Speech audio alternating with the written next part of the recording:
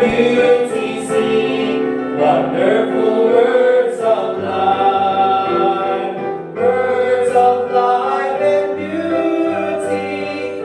Teach me faith and duty. Beautiful words, wonderful words of life. Beautiful words, wonderful words of life. Christ the blessed one gives to all wonderful words of life. Sinner listen to the loving call, wonderful words of life. Oh, so freely given, wooing us to heaven. Beautiful words, wonderful words of life. Beautiful words, wonderful words of life. Sweetly echo the gospel call, wonderful words of life. Offer pardon and peace to all, wonderful words of life. Jesus only Savior, sanctified forever. Beautiful words, wonderful words of life. Beautiful words, wonderful words of life. Amen. You may be seated, mga kapatid. Let's sing 402, our best. 402. Let's do our best also. Amen. 402. On the first verse, all together now. Hear the Master's now. Hear the Master's call. Give me thy best. For big, great, or small, that is his best. Do then the best you can, not for reward, not for the praise of man, but for the Lord. Every work for Jesus will be blessed. What he asks from everyone is best. Our talents may be few, these may be small, but unto him is due our best, our all. Wait not for men to laugh, leave not their slide. Reading the smile of God who brings its delight. Aiding the good and true, here goes unblessed. All that we think for to be the best. Every work for Jesus will be blessed. But he asks from everyone his best. Our talents may be few, these may be small, but unto him is due our best, our all. Amen. Let's get our Bibles, please, and open it sa Galatians chapter 5. We'll open our Bibles dun po sa book of Galatians. And doon po tayo sa may chapter 5. Mic test. Mic test. Alright, Galatians chapter 5.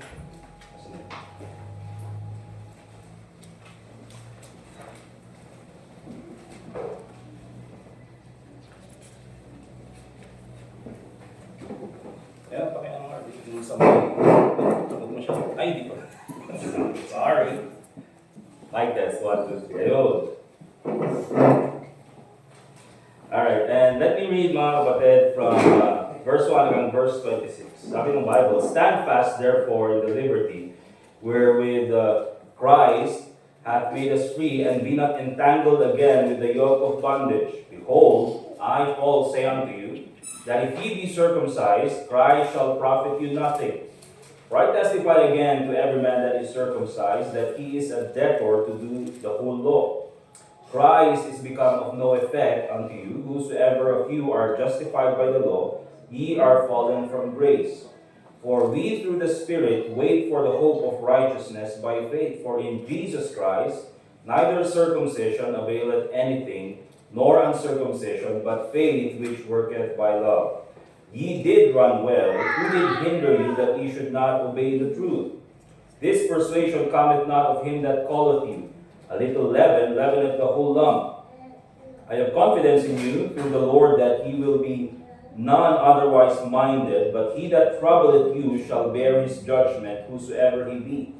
And I, brethren, if I yet preach circumcision, why do I yet suffer persecution? Then is the offense the cross cease. Then is the offense of the cross cease. I would they were even cut off which trouble you. For brethren, ye have been called unto liberty. Only use not liberty for an occasion to the flesh, but by love serve one another. For all the law is fulfilled in one word, even in this, thou shalt love thy neighbor as thyself. But if ye bite and devour one another, take heed that ye be not consumed one of another. This I say then, walk in the Spirit, and ye shall not fulfill the lust of the flesh. For the flesh lusteth against the Spirit, and the Spirit against the flesh, and these are contrary the one to the other, so that ye cannot do the things that ye would. But if ye be led of the Spirit, ye are not under the law. Now the works of the flesh are manifest, which are these: adultery, fornication, uncleanness, lasciviousness, idolatry, witchcraft, hatred, variance, emulations, wrath, strife, seditions, heresies, envyings, murders, drunkenness, revellings, and such like, of the which I tell you before, as I have also told you in time past, that they which do such things shall not inherit the kingdom of God. But the fruit of the Spirit is love, joy, peace, long-suffering, gentleness, goodness, faith, meekness, temperance. Against such there is no law. And they that are Christ have crucified the flesh with the affections and lusts. If we live in the Spirit, let us also walk in the Spirit. Let us not be desirous of vainglory, provoking one another, envying one another. So this time, mga kapatid, as we continue our series in our Sunday school, How to Be a Consistent Christian, let us study Galatians chapter 5. I guess this is a good lesson na makita po natin. If we want to be consistent, mga kapatid, there are things that we need to avoid in our lives. There are things that we need to do in our lives to be consistent. Kasi mga kapatid, when we talk about consistent, hindi po ito something that you pray for and then God gives it to you. Okay? In many occasions, mga kapatid, pag sinabi natin consistency, this is something na we develop among ourselves. Okay? This is something that we train for. This is something na ginagawa natin. This is a decision that we need to do every day in our life. So, this is Galatians chapter 5. We'll put a title to it, mga kapatid. Continue to be faithful despite the hindrances. Okay? Continue to be faithful despite the hindrances. Because alam po natin, mga kapatid, that talking about Christianity, tayo bilang mga mananampalataya, there is no hindrance-free Christian life. Okay? Wala pong Kristiyano na nabubuhay na wala po siyang hindrances or obstacles or mga harang na dumaraan or dumarating sa kanyang buhay. Every time na may gusto kang gawin para sa Panginoon, you want to be faithful in your church attendance, there will be hindrances. Okay? You want to be a soul winner, you want to be faithful soul winning, there will be hindrances. Okay? You want to live your life for the Lord Jesus Christ, there will be hindrances. Okay? Pero it doesn't mean that because there are hindrances, titigil na tayo. Because remember what I told last Friday, oftentimes, the reason why many people stop despite their desire to be consistent is because of the level of their commitment. Diba?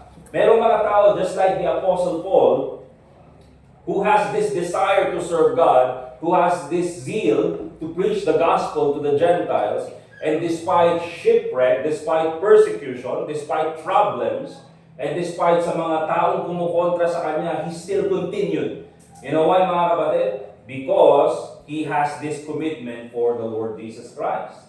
And there are also people like katulad ni Demas, for example, who was with the Apostle Paul, but later on, sabi ni Apostle Paul, no, iniwan siya because he loved the present world. Okay? And why did Demas do that? Because again, mga kapatid, he has a low level of commitment. Alright? And in 1 Thessalonians chapter 2, verse 18, one of the reasons why meron itong mga hindrances na ito is of course, we understand the devil, si Satanas, gusto niyang pigilan lahat ng gusto mong gawin para sa Panginoon. Okay? Kaya, you want to be a soul winner? Okay. Nandyan si Satanas. Gagawa siya ng mga hindrance para ikaw ay hindi matuloy sa gusto mong gawin. Okay?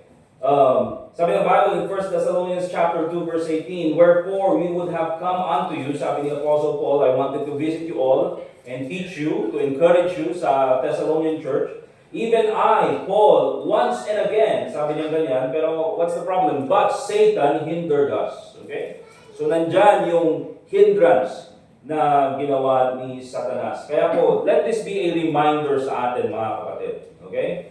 Wala pong Kristiyano na hindi makaka-experience ng hindrance sa kanyang buhay. Especially if you want to do the right thing, if you want to do godly things, if you want to do things for the Lord Jesus Christ. Okay? So how do we overcome these hindrances? That's the question. Okay? Paano natin lalagpasan or you overcome itong mga hindrance na ito? Because hindrances are there. Okay? Hindrances are there. Hindi mo pwedeng tanggalin yan sa iyong buhay bilang Kristiyano. But how do you overcome them? First of all, let's go to Galatians chapter 5, verse 7. And the Bible reads, ye did run well. Okay, notice that. Sabi ni Apostle Paul, that when it comes to your Christian life, talking about their running the race, katulad ng Hebrews chapter 12, yan po yung ginagawa natin. Pero sabi ni Apostle Paul, in the past tense, ye did run well. Diba? So it doesn't matter, mga kapatid, what we did in the past. Remember this. It's good na tayo ginamit ng Panginoon sa nakaraan. But what matters, again, is what we're doing in the present. And what we are going to do in the future para sa Panginoon. So stop making the excuse, mga kapatid, na, oh, I've done this for the Lord Jesus Christ in the past. That doesn't matter anymore, mga kapatid. Because what matters is right now. Okay? So sabi niya, ye did run well. Maganda yung takbo ng inyong pamumuhay, your Christian life. You are doing great for the Lord Jesus Christ. However, ang sabi ng Bible in verse 7, who did hinder you that ye should not obey the truth? Okay? Pero dumating yung time that ngayon hindi na kayo sumusunod. You are no longer obeying the truth. Okay? But here's the question, mga kapatid. Sabi ni Apostle Paul, who did hinder you? And so, if you're going to overcome these hindrances, we have to identify and avoid the people who hinder us, or identify and avoid the people who hinder you. Okay? Because in reality, mga kapatid, problems are normal for us. Diba? May problema, kahit saan ka pumunta, may problema kang makikita sa buhay. Alright? Every aspect of our life, if problema is normal. Ang matinding problema, mga kapatid, is mga tao. Diba? That's a difficult problem. People. Alright? And being involved in the church, mga kapatid, remember this, that oftentimes, the biggest problems inside the church are people. I mean, kung titignan niyo yung book of Acts, mga kapatid, well, the first problem recorded in Acts chapter 5 were people. Diba? Si Ananias and Sapphira. Okay? Even when the Lord Jesus Christ established the church, sino yung problema noon? Persecution, and of course, sa loob, si Judas. People is always the problem. They are always the problem. And so yung question dito ng Apostle Paul is, who did hinder you that ye should not obey the truth? Remember, people are the ones who will hinder you in the ministry. Now, in Galatians, Anong nangyayari dito? Yung context dito mga kapatid is that si Paul, he is talking about these Judaizers, okay, na they were from Jerusalem and they went to the church in Galatia, and what they are teaching the people, the members of the Galatian church, is that it is not enough that you trust the Lord Jesus Christ as your Savior, you also have to obey the law. Okay? So basically mga kapatid, sinasabi niya, they are mixing salvation by grace plus faith. Pinaghahalo nila yan. And Paul has talked extensively about this in the book of Romans. Okay? But also dito sa Galatian, sinasabi niya ganyan, bakit anong nangyari at ngayon tumigil na kayo and now you're no longer obeying the truth, what I've preached to you before, and sabi niya, sino ang nagturo sa inyo? Sino ang lumapit sa inyo at pinigilan kayo para tuparin yung utos ng Panginoon, to obey the truth?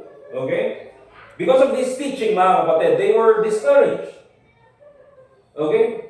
At siguro sa tingin nila, ay pambira, bakit kailangan palang magpa-circumcise? We have to convert doon sa ginagawa nilang law. In the past, we have to do all of these things. I thought it was enough to trust the Lord Jesus Christ as Savior. Ngayon, hindi pala enough yun. Now, we have to do all of these things. Okay? And so, yan po yung nangyayari doon, mga kapatid. That's why we have to understand, mga kapatid, that we need to have the right doctrine, especially when it comes to salvation. So, yan po yung sinasabi ni Apostle Paul. Notice in Galatians chapter 5, just sa verse 1, stand fast therefore in Christ, in the liberty wherewith Christ hath made us free. Okay, pinalaya na kayo ng Panginoon, stand fast. Alright, God has already made you free. But what's happening is you're going back in the bondage of the law. Sabi niya ganyan, be not entangled again with the yoke of bondage. Because remember this, mga kapatid, the Old Testament, the Bible, the law, it is impossible for us to be saved. Bakit mga kapatid? None of us can fulfill the law. None of us can do the 10 Commandments. Okay, so, ang nangyari dyan mga kapatid, yung law na binigay ng Panginoon, it became a curse to us because it revealed the truth that we cannot be saved through works. There's nothing we can do to be saved. Alright? And so, nandyan si Jesus Christ, binigay niya yung kanyang buhay. He fulfilled the law. That's why He lived a perfect life. Alright? He died on the cross. And then sabi ng Bible, lahat ng kasalanan ng mundo, linagay sa Kanya. He paid for our sins. And then later on, siya ay nabuhay muli. At yan yung nagpapakita mga kapatid, that through the Lord Jesus Christ, we now have freedom. Okay? Dahil siya na ang nag-fulfill ng law. So, sinasabi ni Apostle Paul, why would you go back? Pinalaya na nga kayo ng Panginoon, babalik pa kayo doon sa nakaraan wherein you were slaves. It doesn't make sense. Alright? And so sabi ni Apostle Paul, Galatians chapter 5 verse 9, a little leaven leaveneth the whole lump. Kaya nga po sinasabi natin mga kapatid, that we should identify and avoid the people who hinder you. Okay? Because remember mga kapatid, especially pagdating sa church, one false doctrine can spread very quickly inside the church. Alright? But also mga kapatid, not only avoid these people who are teaching false doctrines, but in a deeper or in a wider sense of application mga kapatid, also avoid people who are worldly. Diba? Because worldliness, mga kapatid, it also spreads quickly. You stay with a person who's worldly, later on, magiging worldly ka na rin. Later on, you speak like him. Later on, you are listening to the music that they are listening to. Okay? Later on, you talk like them. So, avoid those people who are worldly. Bakit? Because instead na ikaw maging spiritual, bumabalik ka tuloy sa nakaraan. And also avoid people, mga kapatid, who are lazy. When it comes to, especially, doon sa gawain ng Panginoon. And also mga kapatid, basically just avoid people who are negative. I mean, pag sinabi natin negative, you want to do something in your life, and sabi mo ganyan, I want to start this business. Gusto kong gawin ito so that I can do more for the Lord Jesus Christ. I want to start this business. Ang sasabihin nila, oh, no, huwag mong gawin yan. You can't do it. Hindi mo kayang gawin yan. Di ba? Did you study this? Did you study that? Very negative. Okay? I want to be a soul winner. I don't think you have what it takes. I don't think you can do it. Di ba? I don't think you can't even speak in straight English. Di ba? Hindi mo kayang gawin yan. You don't have the experience. Ano pa? So, that's the thing mga kapatid. You want to self-improve? Ang sabi ko, huwag nang gawin yan. You want to be healthy? Huwag nang gawin yan. Gusto mo magpapayat? Huwag na, hindi mo na kailangan yan. Wala ka ng pag-asa. Don't mga kapatid. Alright? Don't stay with those negative people because being with those negative people, those are the people who are hindering you to improve yourself. Okay? 1 Corinthians chapter 15 verse 33, be not deceived, evil communications corrupt good manners. Okay? Hindi po makakatulong yan. Now, let's go back to Galatians chapter 5 and notice this. Talking about these false teachers who went into Galatia, teaching them, mga kapatid, to obey the law, not only trust the Lord Jesus Christ. Okay? Basically, they're talking about circumcision. Diba? Na kailangan nilang, they need to convert also to Judaism while trusting the Lord Jesus Christ to be saved. Okay? And so, anong sabi ni Paul about these people? I would they were even cut off which trouble you. In verse 12.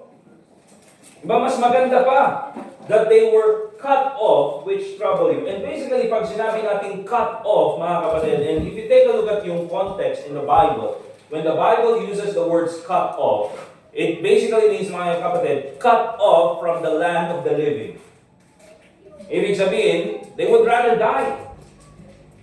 Okay? Bakit? Kasi nakakapigil yung mga tao na yan sa inyo. These are false preachers who came into your church and now teaching a false doctrine, preaching a false gospel, and because of that, nagkakagulo tuloy, now you're not obeying the truth. And sabi ni Apostle Paul, I would that rather, sana mamatay na lang yung mga tao na yan.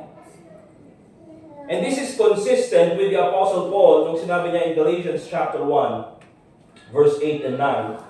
Ngayon sabi namin, grabe naman si Apostle Paul, bakit ganyan siya magsalita? Just imagine mga kapatid, the Apostle Paul teaching these people the right doctrine, and suddenly a false preacher comes and teaches a false doctrine. How would the Apostle Paul think? And this is not talking about something temporary. This is talking about the souls of men. This is not talking about something eternal. Eh talagang galit si Apostle Paul. And I would feel the same thing, mga kapatid. For example, I'm teaching you biblical doctrine, and then biglang may pupunta dito at sasabi si Kristo ay tao lamang. Jesus Christ is not God. Of course, mga kapatid, magagalit din ako. Alright? Kaya sabi niya dun sa Galatians chapter 1 verse 8, but though we or an angel from heaven preach any other gospel unto you, that which we have preached unto you, sabi niya, let him be accursed. Okay? Sumpain yung tao na yan. Verse 9, as we said before, so say I now again, if any man preach any other gospel unto you, then that ye have received, let him be accursed. Okay? Kaya yan po yung sinabi ni Apostle Paul. Remember, in order for us to be consistent, continue to be faithful despite the hindrances, identify and avoid the people who hinder you. Also, let's go to Galatians chapter 5. Let's go back. And another thing na makikita po natin dito in order for us to overcome these hindrances is in Galatians verse 16 and 17. Galatians chapter 5 verse 16 and 17. And sabi ng Bible, this I say then, sabi ni Apostle Paul, walk in the Spirit, and ye shall not fulfill the lust of the flesh. For the flesh lusteth against the Spirit, and the Spirit against the flesh. And these, Spirit and flesh, are contrary the one to the other, so that ye cannot do the things that ye would. Okay? So, another thing that we need to do in order for us to avoid or overcome these hindrances is get busy doing spiritual things. Get busy doing spiritual things, godly things, soul winning, Bible reading, praying. Okay, get busy doing all of these things. Thinking about what you can do for God, what you can do for the church. Okay? Because here's the thing mga kapatid. Isa po sa mga hindrance sa ating buhay bilang Kristiyano, one thing that hinders us is not only people, okay, but also ourselves, our flesh. Okay, meron tayong laman, mga kapatid. At sabi ni Apostle Paul, yung spirit natin, he wants to do good. Okay? But yung flesh natin doesn't want to do anything, or even worse, wants to do bad. Because yan po yung flesh. Remember mga kapatid, kahit po sa pagpunta sa church every Sunday, meron pa rin yung between spirit and flesh. Alright?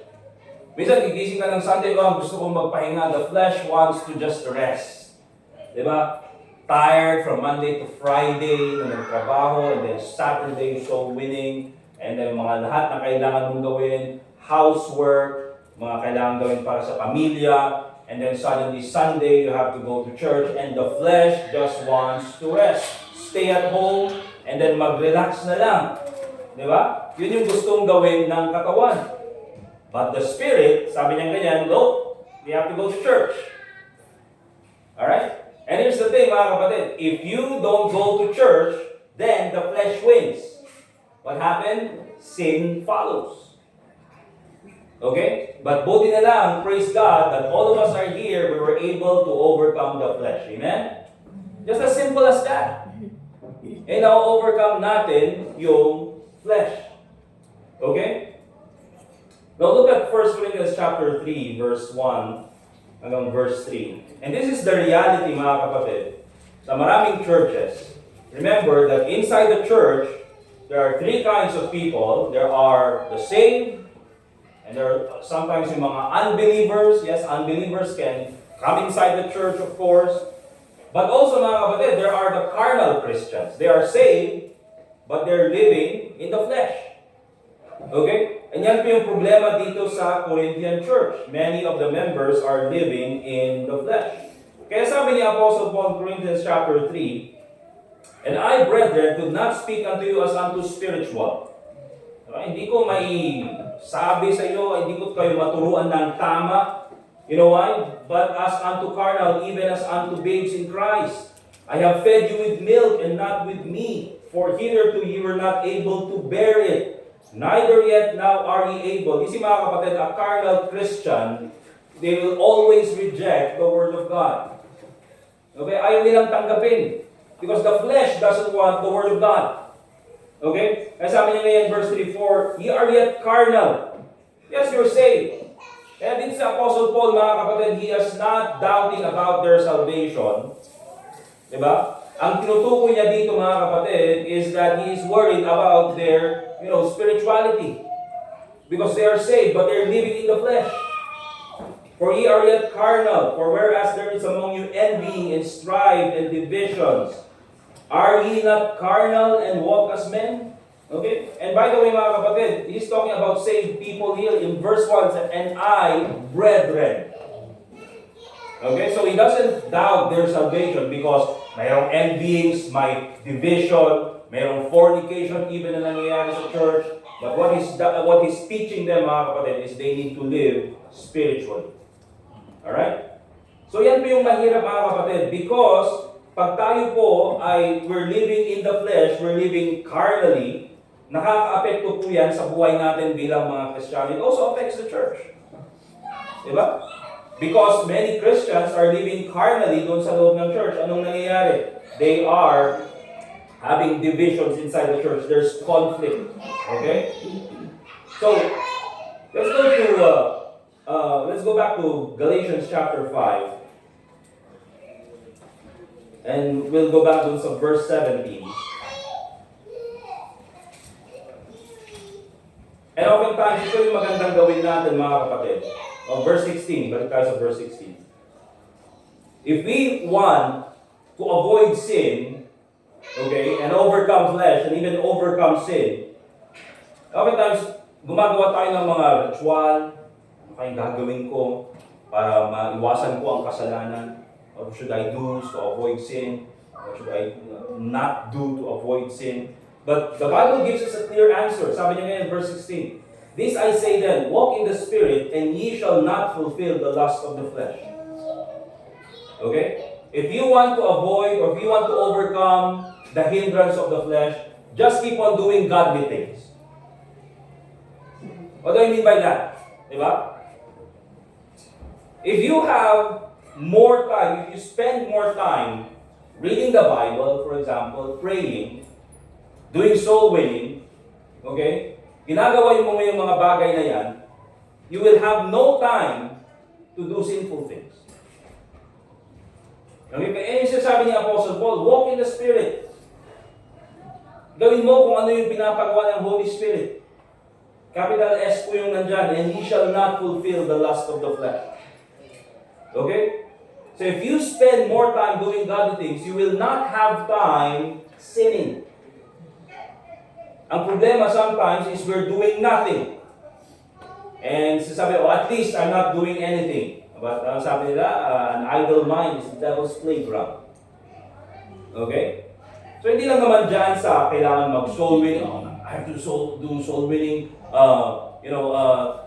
16 hours a day, 12 hours a day in order for me to avoid sin. If you can, maganda gawin, di ba? But of course, hindi lang naman yan yung part ng buhay natin. Just get busy reading the Bible, get busy praying, get busy soul winning, get busy doing housework.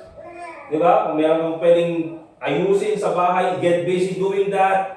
Get busy doing, kung meron kang hobbies, productive hobbies, get busy learning.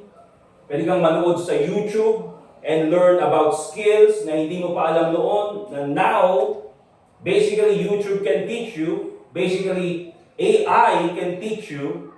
Diba? Yung mga pinag-aralan natin nung high school at college, pambira kaya ituro sa'yo ng isang araw ng AI. Diba? Wala nang mga prerequisites na mga subject. Filipino 1, Filipino 2, diba? Mathematics 1, Mathematics 2. Alright? Hindi na kailangan doon sa panahon natin ngayon. Just get busy doing those things.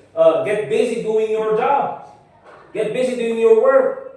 Kung saan ka nagtatrabaho. Get busy studying. You see, if you're busy doing all of these things, being productive, at ikaw ay nag-i-improve bilang isang tao, hindi lang bilang Kristiyano, you're improving also mentally. Ano nangyayari dyan mga kapatid? You will not have time doing sin.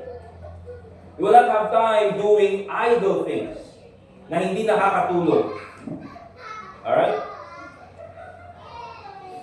And of course, mga kapatid, if you're going to overcome hindrances, let's go to Galatians chapter 5, verse 22 and 23. The Bible reads in verse 22, but the fruit of the Spirit is love, joy, peace, long-suffering, gentleness, goodness, faith, meekness, temperance. Against such there is no law. Okay? Before niya sinabi yan, mga kapatid, he talked about the fruit, the works of the flesh. And yan yung mangyayari, mga kapatid, if you are walking in the flesh. It becomes just worse and worse. That's why it's better, mga kapatid, to be filled with the Holy Spirit. Okay? Because look at this, it creates a better attitude, it creates a better you. Okay? If you're filled with the Holy Spirit, you will have joy, you have love, of course, joy. And ito mga kapatid, napaganda, you will have peace. Okay? You'll have long-suffering, gentleness, goodness, faith, meekness, temperance. These are the things that we need. In this, wicked, chaotic world, na lahat na lang, pinag-usapan about politika, ano pa, maleta, ano pa, zaldico, lahat, mga kapatid. Diba? Compare it doon sa works of the flesh. What are the works of the flesh? Now, the works of the flesh are manifest, which are these: adultery, fornication, uncleanness, lasciviousness, idolatry, witchcraft, hatred, variance, emulations, wrath, strifes, divisions, heresies, envyings, murders, drunkenness, revelings. It gets worse and worse, mga kapatid. If you keep on feeding the flesh, you will become worse. Kaya po walang masayang Kristiyano na nabubuhay sa kasalanan. You can live in sin if you are saved, but you will never be happy. You will just become worse and worse and worse and worse. Diba? Until such time na, God would have had enough and then He just calls you home. And then what do you leave? Those kinds of Christians, I've been to many funerals and it's difficult to preach in those kinds of funerals. But because what can you say about that person? Diba? He did run well. Okay? And so we have to be filled with the Spirit. Look at Ephesians chapter 5 verse 18. Okay? And makikita natin dito,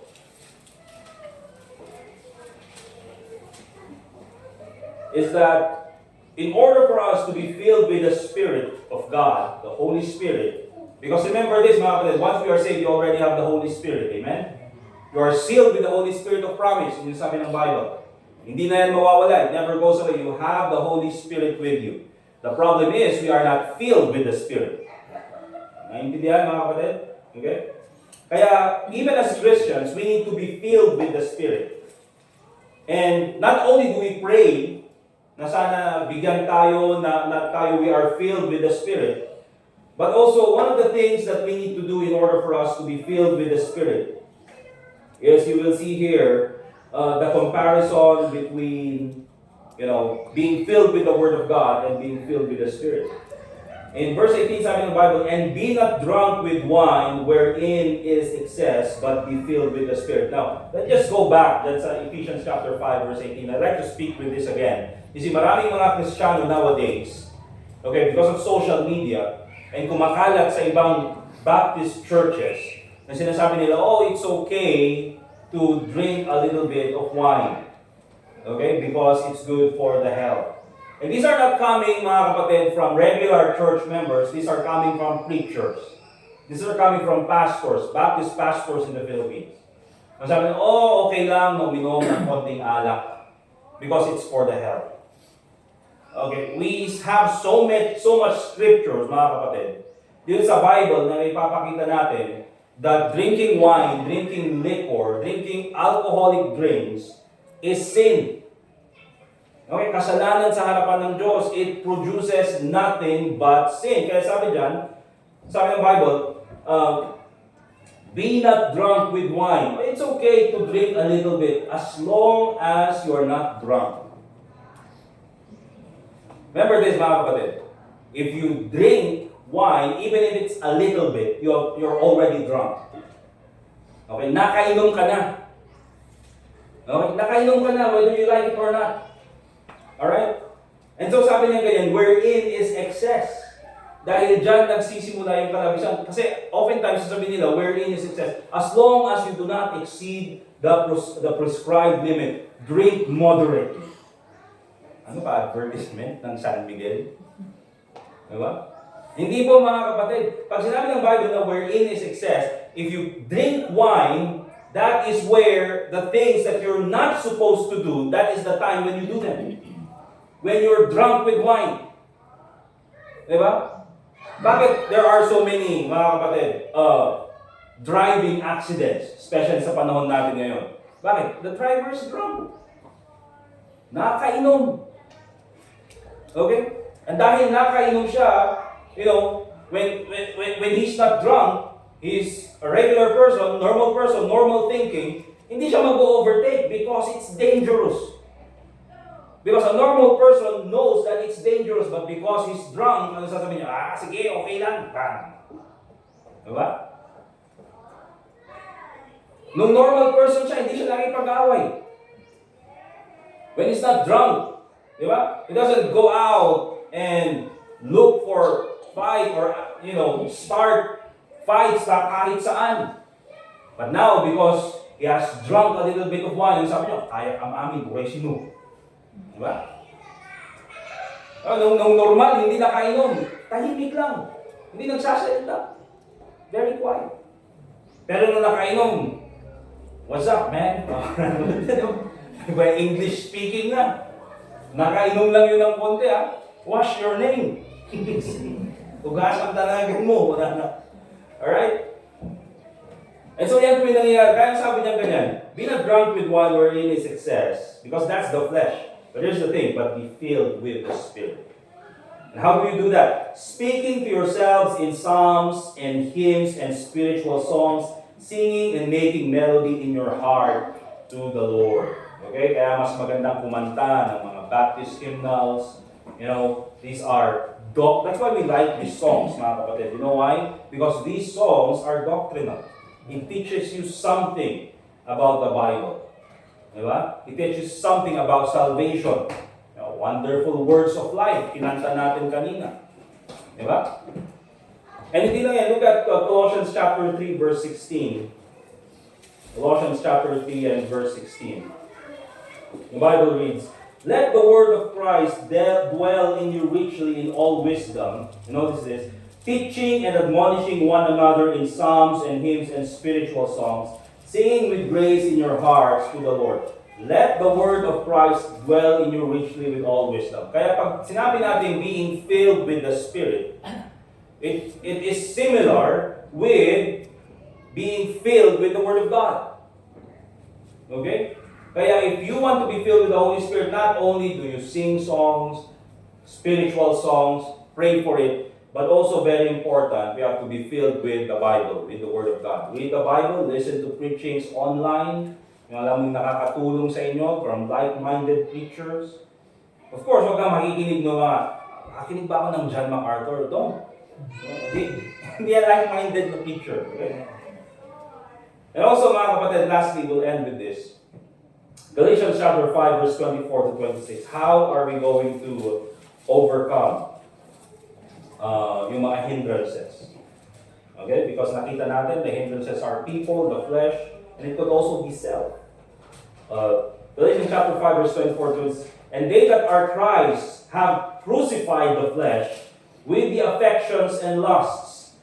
And if we live in the Spirit, let us also walk in the Spirit. Let us not be desirous of vainglory, provoking one another, envying one another.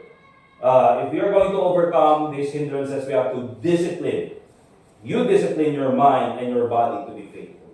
Tulad ng sabi ko mga kapatid, when we want to be consistent, this is something that we choose every day. Okay? And it's something that we do every day. Alright? Because oftentimes, ang nakaka-hinder sa atin is also ourself. Okay? Kaya nga po tayo, remember mga kapatid, when nung first time na tayo na-save, or nung first time, may second time bang na-save tayo? Nung na-save tayo, nung unang part ng ating early life of our early Christian life natin, di ba? We have to discipline ourselves to go to church. Di ba? We're not used to it. Di ba? We're used to just relaxing at home. Diba? But now nakita natin that we have to go to church in order for us to grow. We push ourselves. Okay? Yung unang nag-soul winning tayo, hindi naman tayo ganun kagaling mag-soul winning. But we have to push ourselves in order for us to be a good soul winner. Yung sa Bible reading, we have to push ourselves. Even until now, we push ourselves. Prayer, all of those things na ginagawa natin. Okay? Because the self sometimes don't want to do it. Kaya sabi ng verse 24, they that are Christ have crucified the flesh with the affections and lusts. Diba? Kaya tayo dapat nating pigilan yung ating flesh. Crucify. Diba? Talagang kailangan mong ipako. And lalaban yan, mga kapatid. Okay? That's why you have to overcome it. And so we will end with that for the sake of time. At tayo po ay dadapos sa ating main service after probably 10 minutes. Okay, let's pray. Dear God, Heavenly Father, once again, we thank you for this time na kami po ay nakapag-aral ng iyong salita. Lord, please continue to guide us and give us wisdom as we continue to serve you. Help us be consistent, be faithful sa aming pong buhay bilang mga Kristiyano. Tulungan po kami sa aming mga pagkukulang. And your name be glorified sa lahat ng aming gagawin. And we also pray in the name of Lord Jesus Christ. Amen. Alright, we're dismissed. We'll have 10 minutes break. And tayo po ay babalik